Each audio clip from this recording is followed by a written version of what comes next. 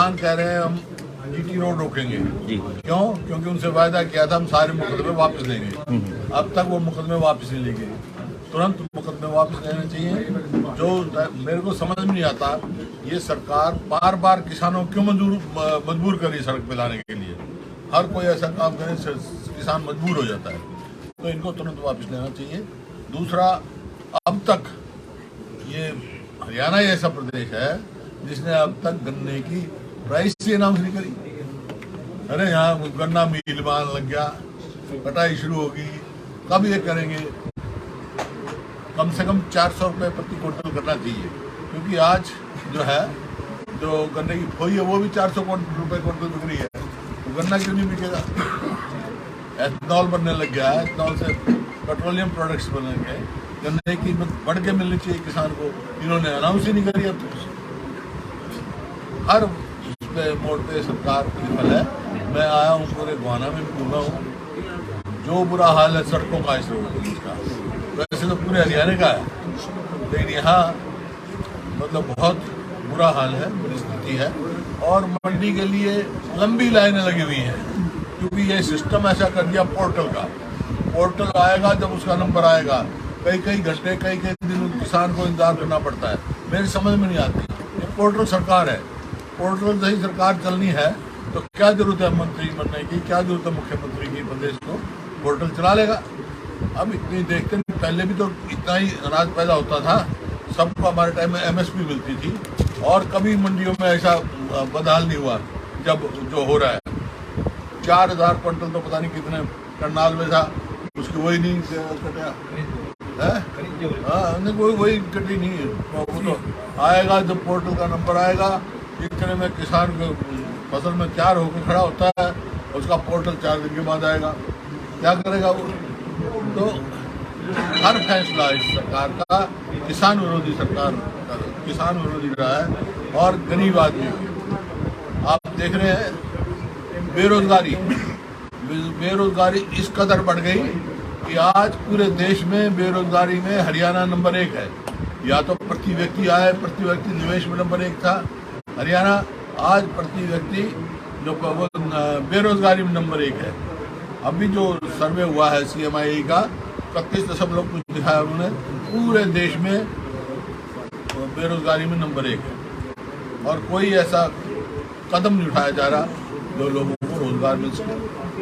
FCI का गोदाम चढ़ रहा है, FCI के गोदाम में गेहूं चढ़ रहा है। अधिकारी क्लिंचर दे रहे हैं अपने अधिकारियों को, जबकि सरकार के जो मंत्री हैं वो कह रहे हैं कि जांच करवाई जाएगी। दोनों में आपसे तालमेल नहीं है। घोटालों की जांच कहते हैं, कितने घोटाले पकड़े गए अब तक? ये घोटालों की सरकार है, तो शराब घोटाला हो, रजिस्ट्री घोटाला हो, मीटर घोटाला हो, धान की खरीद का घोटाला हो, और ये जो बर्बादी हुई हजारों क्विंटल जो है वो अनाज बर्बाद हो गया, उसका घोटाला हो। जब इस बात का होता है तो ये कहा जाता है जांच कराएंगे, SIT बनाएंगे। आज तक SIT की किसी की रिपोर्ट नहीं आई, किसी भी बड़ी मछली को नहीं पकड़ा। छोटी मछलियों पे गाज गिरते, छोटे मोटे कर्मचारियों पे, असली जो कर रहे हैं उनका किसी पे हाथ नहीं। अब ये देखो ना, मेडिकल में गया था परसों, मेडिकल कॉलेज के स्टूडेंट कितने दिन से बैठे हैं? किस वास्ते बैठे हैं? कि बॉन्डिंग सिस्टम और फीस में जो इजाफा कर दिया। इसका मतलब ये है गरीब आदमी का बच्चा और मध्यवर्गीय लोगों का बच्चा तो डॉक्टर बन ही नहीं सकता, और उसके कारण से एडमिशन होने के बाद भी यहाँ नहीं आ रहे स्टूडेंट, दूसरी जगह जा रहे हैं। तो ये तुरंत वापस लेना चाहिए इनको, और फीस में कमी करनी चाहिए। सुप्रीम कोर्ट ने भी ये कहा है किसी के केस में कि भाई शिक्षा को व्यवसाय नहीं बनाना चाहिए, उसको कॉमर्शलाइज नहीं करना चाहिए। ये शिक्षा को भी मेडिकल उसको भी कॉमर्शलाइज करने के साथ सोच रहे हैं। शिक्षण गाँव में सिस्टम है ये। हमारे जो हरियाणा में बच्चे पढ़ रहे हैं या बाहर से आएंगे, बच्चे कोशिश करके मेरिट लेते हैं, सरकारी संस्था मेरिट में दाखिल होते हैं, डॉक्टर बनते हैं। डॉक्टरों की जरूरत है, तुम ऐसी अड़ंगे क्यों अड़ा रहे हो? जो मतलब बच्चे ना पढ़े ना आए, सर 10 है गरीब आदमी का और मध्यवर्गीय उसका जो स्तर का जो भी है वो तो उसका तो बेटा बन ही नहीं सकता डॉक्टर साहब। ये क्या है? भ्रष्टाचार का एक जीता जाता है। ऐसा है, लोगों को गुमराह करने का है। ये बिल्कुल बेकार चीज है। कौशल रोजगार का मायने कोई नहीं है। रोजगार खाली मैंने कहा पोर्टल से सरकार चल रही है, कौशल रोजगार हो, उसका तो कोई मायने नहीं। वो तो एक किस्म से ठेके पे देने का एक वो है कि भाई ठेके पे दे दो। ठेके पे देने का क्या मतलब है? सर आपने सारी बात कही, विपक्ष भी इस बात को लेके चल रहा है और हर वर्ग का सवाल है। एक वो जो सवाल है उसका राजनीतिक तौर पर विपक्ष किस तरह से ले पा रहा है कि इसका मुकाबला करे सरकार से? कर रहे हैं, मुकाबला कर रहे हैं। विपक्ष आपके समक्ष का कार्यक्रम चल रहा था, ये चुनाव आ गए, इस वास्ते रेफर करना पड़ा। और विधानसभा में हम देखेंगे जो आएगा पूरी जोर शोर से मलिक साहब पूरे आंकड़े लेके जाएंगे वहाँ पे। सर ये तो मजबूत है। सर ये तो बात ठीक है, आप मजबूत कर रहे हैं, पार्टी को लगा लो, लोगों की आवाज उठा रहे हैं। आप ही की पार्टी में एक विधायक है बहुत सीनियर, किरण चौधरी, उसकी जो स्टेटमेंट देखते तो लोगों में एक भ्रम की स्थिति हो जाती है कि कांग्रेस मजबूत हो रही है। कोई भ्रम नहीं है कांग्रेस के मामले में, सब कांग्रेस एक है, बाकी छोटी मोटी बात। हुड्डा साहब, एक ना पंचायत चुनाव आदमपुर के चुनाव से कितना संतुष्ट हो आप? मैं पूर्ण रूप से संतुष्ट हूँ और वो एक आईना दिखा दिया गया है। आदमपुर में मैं साथ डिटेल में जाना चाहता, लेकिन जिन गांव में जीत हुई है, चंद गांव हैं जहां उनकी जीत हुई है, उसके कारण है। लेकिन वहां से आईना दिखा दिया गया है कि आदमपुर में ये हाल है तो बाहर क्या होगा इनका। वहां जहां 68 से चौधरी भजनलाल जीतता है, उनका परिवार जीतता रहा, plus BJP plus JJP plus सरकार, दुरुपयोग सरकारी मशीनरी का और पैसे का जो हमारे उम्मीदवार ने लगाया है नाम, पैसे का दुरुपयोग, ये सब मिलके भी जो स्थिति हुई आप देख रहे हैं। तो सर गुजरात में 27 साल से बीजेपी, आप भी स्टार प्रचारक बनाए गए, वहाँ कैसे मुकाबला होगा बीजेपी? हो रहा है, पिछली बार भी अच्छा मुकाबला था, 77 सीट आई थी कांग्रेस की।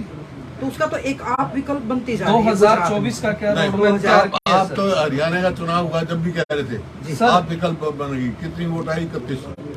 हुड्डा साहब गुजरात में देखो आप। मुकाबला बीजेपी और कांग्रेस में है, हरियाणा में भी और गुजरात में भी। हुड्डा साहब, एक ना छिछराना गांव बड़ौदा हल्का का गांव छिछराना है।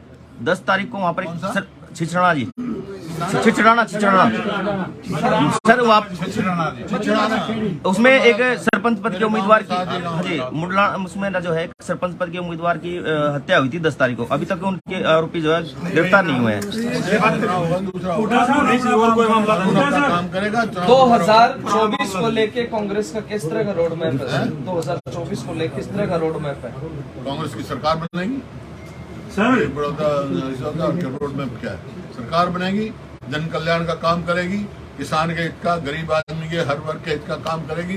जो हरियाणा अब जो छोड़ गए थे तो बर्बादी के उसमें है, फिर से हरियाणा का निर्माण करेगी।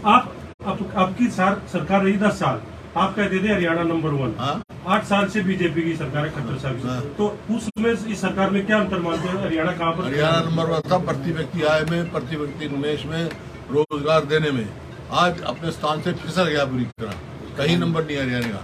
खेल खिलाड़ियों की नीति थी हमारी, वो आपने देखा, पदक लाओ पद पाओ, वो भी नहीं पूरी कर पा रहे। रिक्रूट करे हुए खिलाड़ियों को वापस कर रहे हैं, किसी एक को भी डीएसपी इन्होंने नहीं बनाया। इसी प्रकार से आप कोई भी नीति आप देखो, खेल की देखो, किसान के हित की देखो। हमने बिजली के बिल माफ करे, हमने किसान को सदैव एमएसपी दी, 100 गज के गरीब आदमी प्लॉट दिया, एक प्लॉट नहीं दिया इन्होंने। तो कोई भी वो नहीं है। राष्ट्रीय अध्यक्ष बन गए कांग्रेस में, स्टेट के भी बन गए हरियाणा में, तो बाकी जो संगठन बनना जिला स्तर पे, ब्लॉक स्तर पे, उसकी कब करोगे? बन रहा है, तो जल्दी होगा। जो जनवरी में सेशन होना उससे पहले सारा पूरा हो जाएगा। सर बहुत बार ऐसा हुआ है, गठबंधन पे सवाल उठेगा, टूटेगा इनका, ये इनकी बढ़ती नहीं आपस में, और ये फिर क्या देते हैं मजबूती। देखिए, ये गठबंधन जो है ना, कोई नीतियों के आधार पे नहीं बना हुआ, ये स्वार्थ के आधार पे है। स्वार्थ सिद्ध कर रहे हैं लोग, जनहित के या हरियाणा के हित के लिए नहीं बनाए ये गठबंधन। ये गठबंधन वही है जो एक तो कह रहे थे अब हम 75 पार करेंगे, एक कह रहे थे इनको जब पार करो, बाद में क्या हो गया, दोनों यार बन गए स्वार्थ में। डिप्टी सीएम दुष्यंत चौटाला का ताजा बयान आया है